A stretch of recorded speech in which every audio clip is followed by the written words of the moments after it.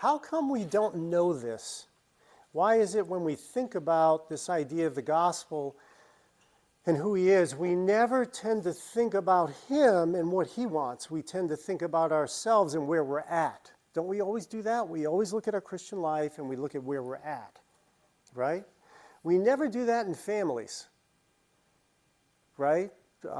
Sons and daughters, when they're thinking about their family, they don't sit there and they go, I wonder where I'm at in my life right now, to try to determine whether or not I have a mother and father who love me. No, they think about their mother and father, right?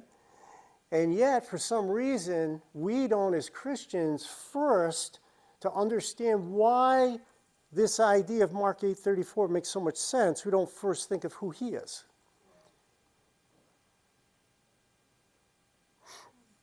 If he says things like, God so loved the world that he gave his only Son, that whoever believes in his only Son will not perish but have eternal life. That verse everybody knows, but somehow it doesn't resonate because we think of these other verses, you know. Those who sow to the flesh will reap to the flesh. Those who sin against God will suffer eternal torment. Those who follow the works of the flesh will be judged by the flesh. You know, we have all these other verses. Why do they tend to be the ones we think about more? Why do we do that? Because we don't know him. We just don't know him. If we knew him and who he is, those verses make total sense. It's like the example Chan gives in the beginning with the girl. Some guy says, you know, it's been great in this relationship, and I think you're pretty awesome, but in my mind, I really was hoping in the next year or two of someone a little different than you, a little hotter than you maybe, and you know, it doesn't seem to be happening, so I'll stay with you for now. And right away, you guys are all, what did you do? What was your reaction? Right away. It's over. Get out of my face. Yeah. Right. Why? Why didn't you say, well, mercy, where sin abounds, grace abounds much more.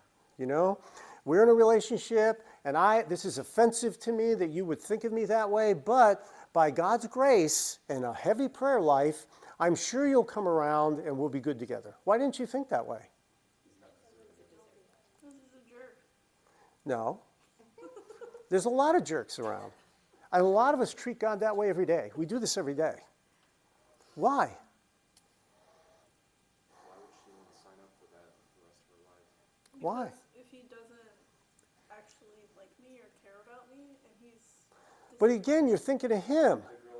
But as the She's girl- better than that. Oh. Think about her. Okay. She's looking at herself. And if she said, you know what, he's right, I'm kind of a loser. I'm lucky to have him. Yeah.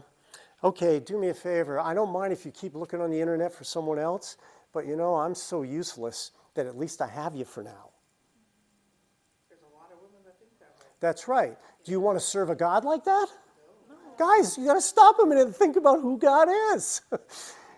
If there are girls who think that way, our immediate thought of them is what? They need help. Why would you do that? Because you don't have much esteem about who you are. Right? Think about the Old Testament. Why on earth would the Israelites build temples to Baal? Why would they do that? Why on earth? They know him. They for crying out loud, they come out of Egypt.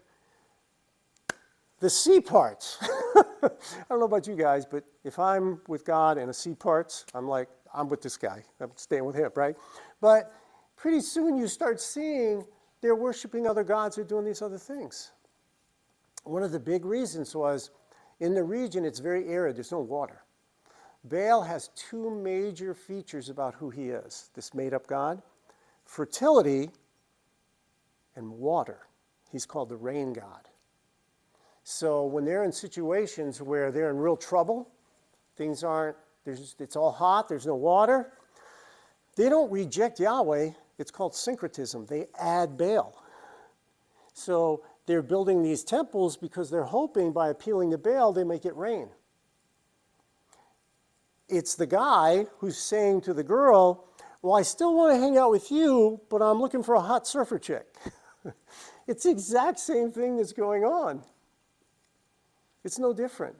So this gets back, I'm trying to get you to see the focus is to decide as a Christian, is he worth it? And then who cares what people think? I don't care what they think. You're against this social issue or that one? Like, yeah. Well, how can you be that way? You're a bigot. No, I'm not. I love my God. He thinks it's wrong. And I'm with him. Isn't that simple?